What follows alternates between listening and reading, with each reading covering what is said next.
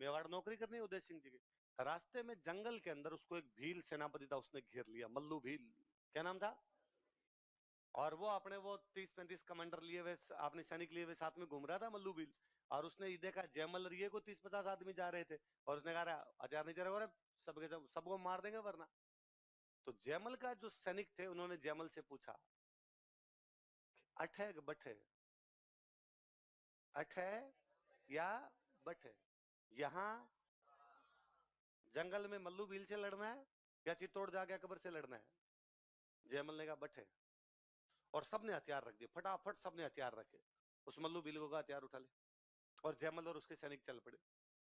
उस मल्लू भील ने कहा रुको रुको यार, रुको एक बार रुको, तुम हथियार ले जाओ यार भले, और मैं तुम्हें कुछ ही नहीं कहूंगा, तुमने ये बात क्या की थी, ये बात बताओ यार, आपस में क्या बात हुई। जयमल ने कहा छोड़ यार, तेरे को हथियार चाहिए, हथियार ले, रवाना हो यहाँ से। उसने कहा ना ना यार, मैं भाई हो यार, तुम यार बात बता जाओ, हथियार ले जाओ तुम्हारे वापस। तुमने क्या कहा, इसने कुछ पूछा तूने रिप्लाई किया, वरना यार तुम हमारे बराबर हो, अच्छे खासे हट्टे कट्टे दिखते हो, लड़ाई वाले दिखते हो, यदि तुम लड़ते तो चांस हो सकता था तुम हमें मार के हमारे हथियार और ले जाते, पर तुम नहीं लड़े और चुपचाप हथियार छोड़ दिया यार, कायरों की तरह उठ के चल पड़े। पर तुम कायर भी नहीं हो, तुम्हें देख के ये भी नहीं तक तुम डर गए हमसे, तो तुम ना तो डरे ना लड़े, हथियार छोड़ दिए चल पड़े, कारण क्या है और बात क्या हुई। तो जयमल ने कहा इसने मेरे से पूछा गया अठ है कि बठ है, यहाँ लड़ना है या वहां लड़ना है, मतलब इन भीलों से यहाँ पे लड़ना है हथियारों को बचाने के लिए, या वहां जाके चित्तौड़ की रक्षा के लिए अकबर से लड़ना है। तो मैंने कहा वहां लड़ना है, क्योंकि हमें तुमसे लड़के एनर्जी वेस्ट नहीं करनी। यहाँ जंगल में तुमको लड़के मार भी देंगे, जंगल में मोर नाचा किसने देखा, वहां साहब लड़ेंगे ना अकबर से चित्तौड़ जाके, शताब्दियों तक याद किए जाएंगे कि चित्तौड़ की रक्षा जयमल और पत्ता ने की थी, मेरा नाम आएगा उसके अंदर, तो तुमसे नहीं लड़ना।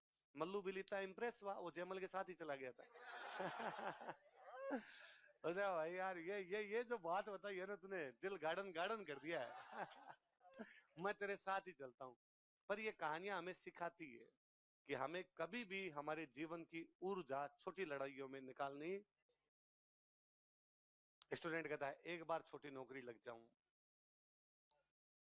उसके बाद मैं RSI इसी तरह कर लूंगा। मैंने आज तक ऐसे लोग नहीं देखे जो एक बार छोटी नौकरी लगे फिर RSIS बने। आप कहोगे नहीं सर वो बन गए थे, वो बन गए थे। यदि आप गिना सकते हो नाम, इसका मतलब वो गिनने लायक ही है। मतलब आज दिन तक ऐसे 5-7-10 लोग हैं जो इस प्रकार बने, बाकी ज्यादातर लोग वही है जो डायरेक्ट तैयारी की डायरेक्ट बने। अपवाद अलग चीज होती है, अपवादों को आप मत गिनिए। इसके अलावा ज्यादातर जो लोग हैं जो छोटी लड़ाइयों में कभी भी फंसे नहीं। मैं देखता हूँ स्टूडेंट यहाँ पर इस बात के, अरे ओ अठे के बठे। है ना? कई बार स्टूडेंट जो होता है इस बात के लिए क्लास में लड़ लेता है, ये मेरी सीट पे बैठ गया था, मैंने पहले रजिस्टर रख दिया था, ये बाद में आ गया था सर। यहाँ और आप छोटे छोटे टाबर तो जब से आने लगे हो तब से हम ऐसी पंचायतें और करने लगे कि किसी ने क्लास में किसी की थप्पड़ मार दिया, है ना, आपस में कॉलर पकड़ ली, लड़के लड़कियां आपस में लड़ लिए, लड़कियां लड़कियां आपस के अंदर लड़ ली, वहां पंचायती हो रही है पूरी तरीके से, हम बेटे बेटे पंचायती करवा रहे, इसने क्या कहा सर, इसने ये कह दिया था मेरे को। हमें लगता है यार क्या टावरों जैसी छोटी छोटी बातें हैं, पर फिर हमें लगता है तुम तो टावर ही हो। गलती ये है कि तुम्हारे घर वालों ने जल्दी भेज दिया तुम्हें इधर, पर आप भेज दिया तो कोई बात नहीं, अब अपने को ध्यान रखना है, हमें हमारी एनर्जी कभी भी छोटी लड़ाइयों में निकालनी अठ है कि हमें कहाँ लड़ाई लड़नी है, बट हमें IAS बनना है भाई साहब, छोटी छोटी लड़ाइयां लड़नी। कभी IAS बन जाओगे, और जिस दिन IAS बन जाओगे उस दिन किसी डॉक्यूमेंट पे, एक डॉक्यूमेंट पे साइन करोगे और पता नहीं कितने लोगों का भला कर दोगे।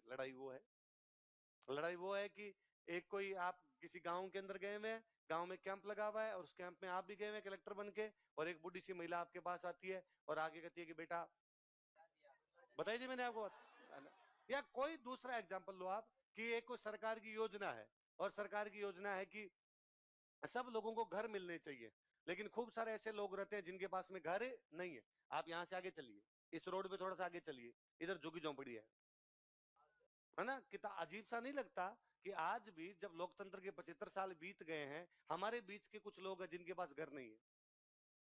क्यों घर नहीं है उनके पास, आप उनसे जाके पूछोगे यार जब सरकार सबके घर बना रही है प्रधानमंत्री आवास योजना में, तुम्हारे पास घर क्यों नहीं है, और लाओ तुम्हारा राशन कार्ड दो मैं घर बनवा दूंगा, तो वो कहेंगे हमारे पास राशन कार्ड नहीं है। हमारे पास क्या नहीं है, वो चलो यार राशन कार्ड बनवाते तुम आधार दे दो, वो कहेंगे हमारे पास आधार नहीं है। इसका मतलब अभी तक देश के नागरिक ही नहीं है।